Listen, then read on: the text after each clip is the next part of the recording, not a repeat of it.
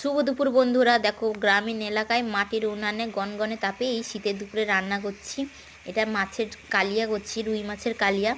আর আগে থেকেই দেখো উচ্ছে আলু ভাজা ও লাল শাকের ভাজা করে নিয়েছি। বাড়ির লাল শাক একদম বাড়ি থেকে তুলেই এনেছি। তোমরা তো জানো গ্রামে অনেক কিছুই শাক সবজি চাষ করা হয়।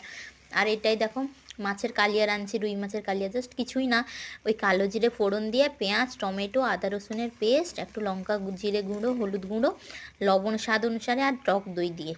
তোমরা যদি এই রেসিপিটা দেখতে চাও তাহলে অবশ্যই আমাকে কমেন্ট করে জানিও। আর দেখো মাছটার তরকারিটা ফুটে এসছে, মাছটা দিয়ে দিলাম এখন। আর এটা একটু 5-10 মিনিট এরকম ফুটিয়ে নিলেই তৈরি হয়ে যাবে। আর দেখো ধনে পাতা, ফ্রেশ ধনে পাতা পুরো বাড়ি থেকে তুলে আনা, এক্ষুনি রান্না করার আগেই তুলে নিয়ে এলাম। পুরো ফ্রেশ ধনে পাতা। দেখো তরকারির কালারটা জাস্ট এসেছে। দেখো তোমরা যদি এই রেসিপিটা জানতে চাও তো অবশ্যই আমাকে কমেন্ট করে জানিও। টাটা।